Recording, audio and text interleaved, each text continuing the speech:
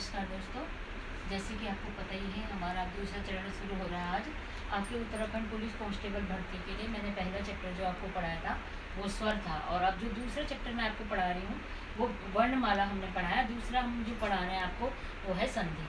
तो अब आज आप संधि के बारे में देखना, क्योंकि आपको उत्तराखंड पुलिस कांस्टेबल भर्ती के लिए जो भी प्रश्न जरूरी है हम उन्हीं प्रश्नों का जिक्र आपके सामने कर रहे हैं। वैसे तो हिंदी का तो इतना बड़ा इतिहास है, इतना बड़ा साहित्य है, वो कभी खत्म ही नहीं होता, लेकिन जो आपके मतलब का जितने प्रश्न आपको आएंगे उतने ही हम आप तक पहुंचाने का काम कर रहे हैं। ठीक है, तो आप ध्यान से देखिए। देखो, अब आपने देखा, हमने लिखा है संधि। पहले तो स्वर पढ़ा है, अब है संधि।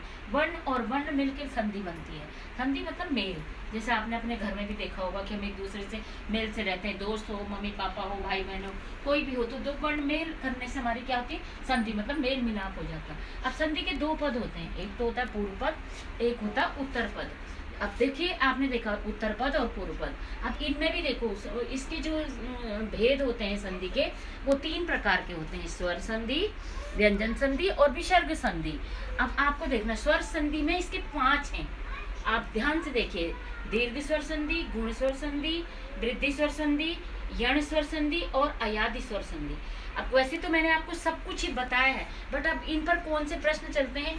अब इसमें देखो, व्यंजन में क्या है, व्यंजन के जो व्यंजन हैं उनके जो होते हैं 7 नियम होते हैं, और जो विसर्ग संधि है उसके होते हैं 9 नियम। इनकी बहुत लंबा हिस्ट्री है इनकी भी। हम इनको इस अगली वीडियो में मैं समास बताऊंगी, लेकिन उसके बाद में आपको ये चीज़ें भी आपके सामने रखूंगी, ताकि आपको कोई भी कठिनाई ना आए और आप 101% अपना रिजल्ट लाए। ठीक है, अब मैं बताती हूँ दीर्घ स्वर संधि। बच्चों ध्यान से देखना, ठीक है।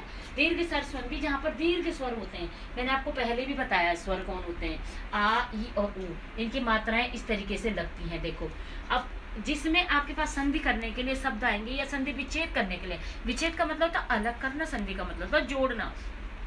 जब आप लड़ाई झगड़ा कर लेते हैं किसी से तो आप विच्छेद हो जाते हैं, और जब आप प्यार प्रेम से रहते हैं तो आप मेल कर लेते हैं। बस ऐसा ही है हिंदी, आप थोड़ा उसको समझिए। क्यों? जैसे देखिए, अब रजनीश, अब रजनीश है, ये क्या है? मेल है। लेकिन जब मैं इसे अलग करूंगी, दोनों की लड़ाई करा दूंगी, तो रज धन नीस हो जाएगा। यहाँ पर क्या हो गया? आपने देखा ई बड़ी ई आ गई ना, ऊ के साथ ई, रजनीश हो गया यहाँ पे। ऐसे ही मतानुसार, मत धन अनुसार, इसमें भी आपके पास हमारा ये अ आ गया है। ठीक है, आ क्या बन गया? आ दीर्घ बन गया, बड़ा बन गया।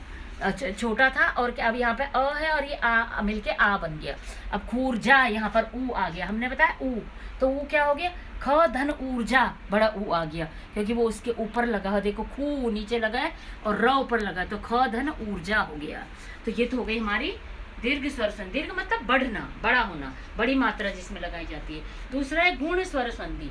इसमें अर्ध विवृत स्वर, जो मैंने आपको पहले बताए थे कि इसमें क्या होते हैं, ए और औ दो ही आते हैं, इनको अर्ध विवृत कहते हैं। जैसे उमेश, उमा, आ का मात्रा आ गया, उमा धन ईस, और महोदय, महाधन उदय, इसमें क्या आ गई? ये 2 मात्राएं, ए और औ की मात्रा आपको दिखाई दे रही होगी। ये ओ की मात्रा हो गई, और ये क्या हो गई?